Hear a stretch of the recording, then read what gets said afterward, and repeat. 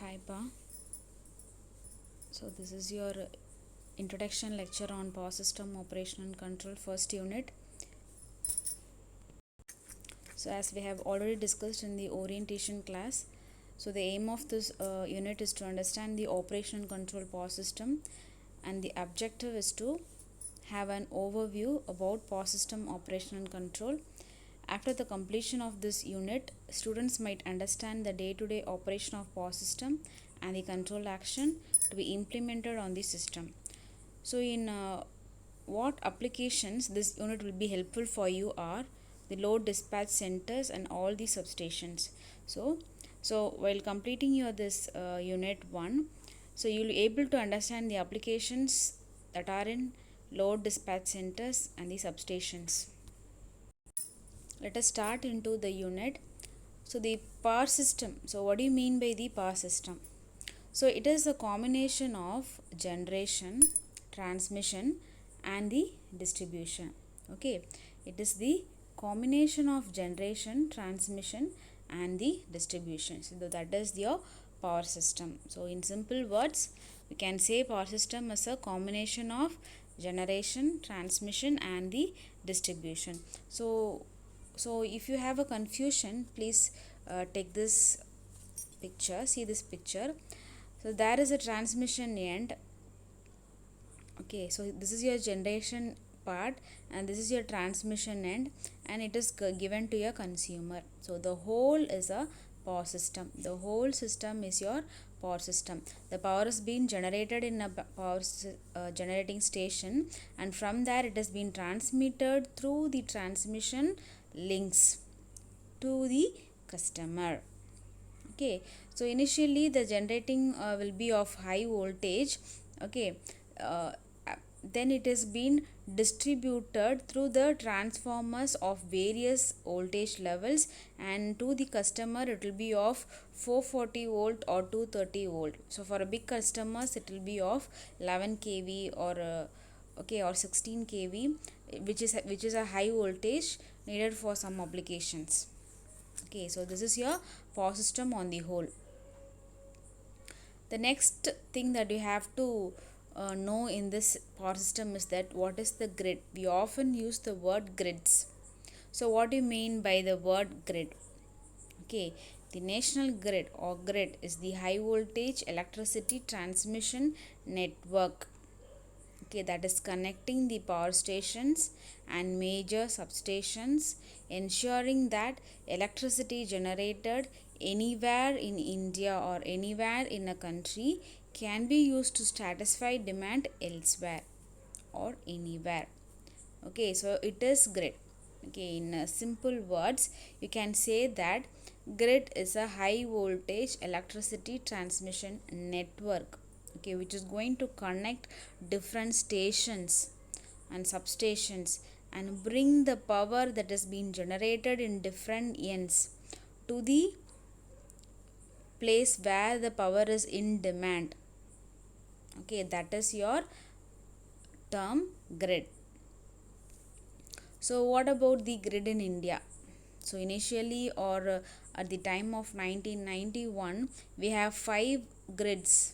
We have 5 grids in India, and after that, okay, that is called as southern grid, northern grid, western grid, eastern grid and northeastern grid. It was 5 grids. Okay, after that it has been reduced into 2, and finally India is a one grid nation. We can say that India is a one grid one frequency nation. Okay, we have initially a 5 grid. After that in March 2003, okay, the west synchronized with the east and northeast, and that form a central grid. And again on August 2006, so north was synchronized with the central grid, and that formed a new grid. Okay, and again finally on December 2013, southern region was connected to the central grid in the synchronous mode with the commissioning of 765 kilovolt, that is the transmission link is between Raichur Solapur transmission line, therefore achieving this very important point in Indian nation, that is one nation, one grid and one frequency. So this is the evolution of grid. So we have come to in note that we have seen what is grid and what are the different regions in grid, and how the India became one nation, one grid and one frequency. Okay, so next one we should know about load dispatching centers. So what do you mean by load dispatching centers? Is according to, it is a coordinating agency, or it is an agency for state electricity boards for ensuring a mechanism for safe and secure grid operation. It is nothing but that the load dispatch centers will tell that how the grid is being operated, whether it is being safe and secure, whether the power and the voltage, current, real power, reactive power and power factor, whatever maybe it is maintained in the constant value. So that is the agency which will tell about all these nominal values to be maintained. Okay, so load dispatch center is an important link between generation and transmission, which coordinates the power requirements of the consumers of the electricity. Okay, so how many load dispatch centers are in India?